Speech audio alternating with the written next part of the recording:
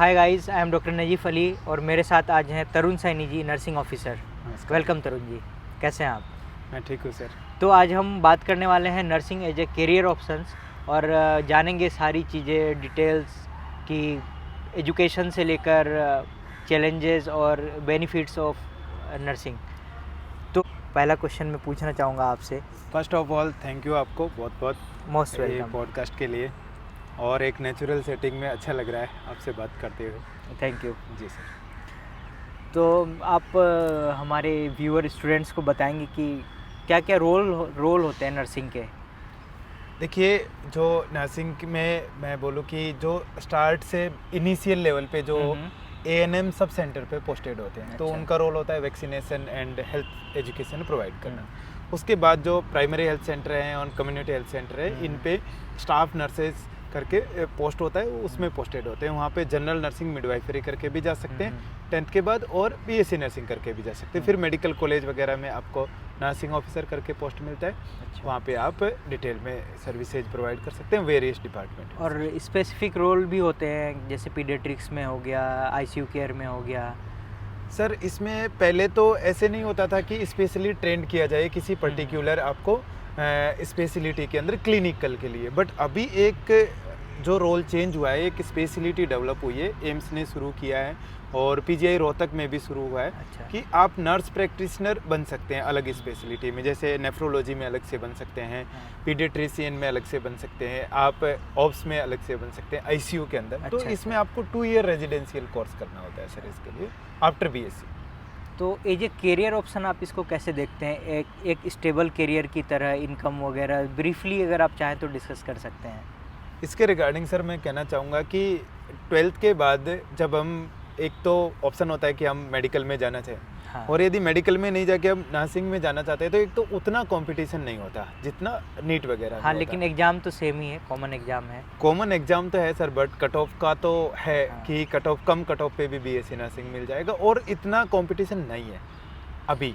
लेकिन बच्चे अब आ रहे हैं ना, एज ए करियर ऑप्शन देख रहे हैं, क्योंकि अर्निंग अच्छी खासी है इसमें। अगर आप अच्छे बड़े हॉस्पिटल्स में, गवर्नमेंट मेडिकल कॉलेजेस में हैं तो जी सर, 80 प्लस 1 lakhs के अराउंड है, तो it's pretty good amount of money. बिल्कुल सही सर। इसमें क्या है कि सर अभी जो 4600 ग्रेड पे नर्सेज का इनिशियल पे जाता है, वो अप्रोक्सीमेटली 80,000 इन हैंड होता है, और ग्रोस पे 90 प्लस होता है। प्लस ये एक स्टेबल जॉब है, और स्टेबल जॉब, रिस्पेक्टफुल जॉब है। जी सर। परमानेंट वैकेंसीज मेनली होती है और स्टेबल जॉब है। तो एक और बात मेरे दिमाग में आ रही थी, जी सर। आपका एक डेली रूटीन आप समराइज़ कर सकते हैं कि कैसा आपका स्ट्रगल रहता है, कि क्या अच्छा लगता है आपको?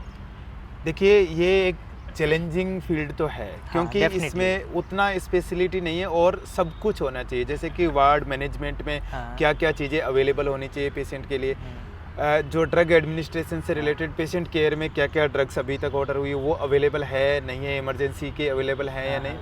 और मेन पार्ट आता है कि पेशेंट के बारे में आपको raw material, raw information available है कि नहीं, क्योंकि उसी से आगे के जो सीनियर डॉक्टर्स आएंगे उनके अराउंड होना, पेशेंट का ट्रीटमेंट चेंज होना, क्या नई चीज़ इसके अंदर डेवलप हुई है, क्या डेविएशन हुआ है, ये सारी चीज़ें यदि आप अच्छे नर्सेज हैं तो ये क्रूशियल जो असेसमेंट है ना, ये पेशेंट के केयर में भी इम्प्रूव कर सकता है।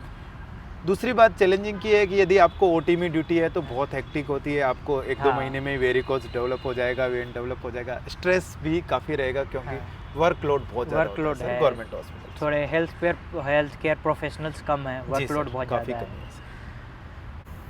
कोई आपके साथ कोई ऐसा रियल स्टोरी जो आपको लगा हो, जैसे कोविड के टाइम का ही कोई स्टोरी हो कि आप मेंटली एग्जॉस्ट हो गए हो हॉस्पिटल आने से, कि अब मुझे थोड़े दिन के लिए रेस्ट चाहिए, ऐसा कुछ? ऐसा तब होता है सर, जैसे आपकी लॉन्ग आवर्स ड्यूटी है, जैसे आपने एक पूरी की पूरी 12 आवर्स की नाइट ड्यूटी की, उसके बाद में आपने तो ये 3-4-5 लगातार नाइट ड्यूटी की है, तो वो पूरा हेक्टिक हो जाता है, क्योंकि अपन उतना रेस्ट नहीं कर पाते। हाँ। और पेशेंट लोड इतना होता है कि आपको एक स्टाफ को जैसे 10 पेशेंट दिए गए हैं, 15 पेशेंट दिए गए हैं, उनका सबका अवेलेबिलिटी देखना कि क्या क्या रिसोर्सेज है, मेडिसिन गई नहीं गई, हैंडेड ओवर है, टेकन ओवर है, और भी कोई नई परेशानी आ गई, इंक्लूडिंग हम बोल सकते हैं वार्ड मैनेजमेंट में कि कहाँ पानी आ रहा है, कहाँ नहीं आ रहा है, इससे लेके सारी चीज़ों को ही देखना होता है। तो हाँ, एक और चीज़ नोरसेट कुछ है, मतलब मुझे इतना डिटेल नहीं पता, आप थोड़ा एक्सप्लेन करेंगे नोरसेट के बारे में?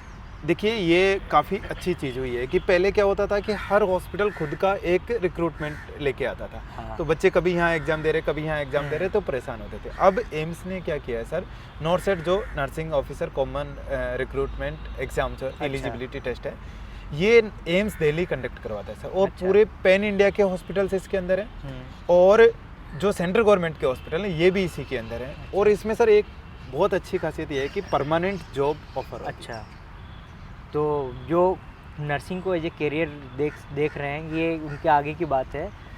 और अगर किसी को ज़्यादा इंटरेस्ट है या फिर जो इस लाइन में है, तो तरुण सर से मिल सकते हैं, वो गाइड कर देंगे। बहुत सारे स्टूडेंट्स को गाइड करते हैं आप, Thank है you, ना, sir. मैंने देखा है आपकी वीडियोस वगैरह।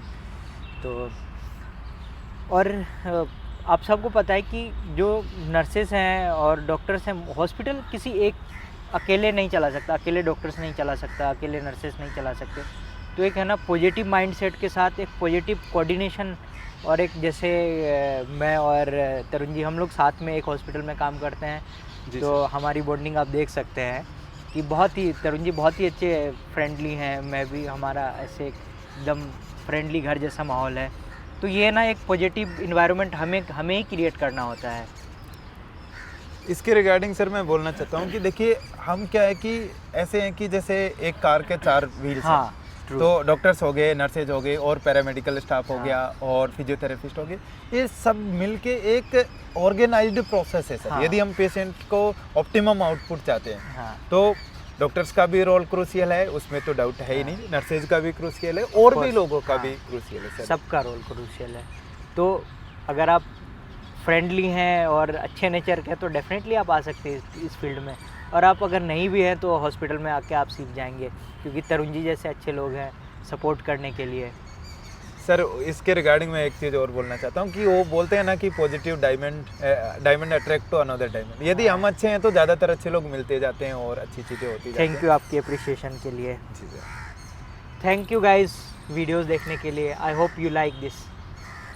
Thank you so much. यदि आपको कोई और भी इसके बारे में नॉलेज लेना हो, फील्ड के बारे में कि कौन से और ऑप्शंस हैं, तो आप हमें कमेंट करके बताइए, हम इस पर और डेफिनेटली नेक्स्ट वीडियो देंगे। Thank you.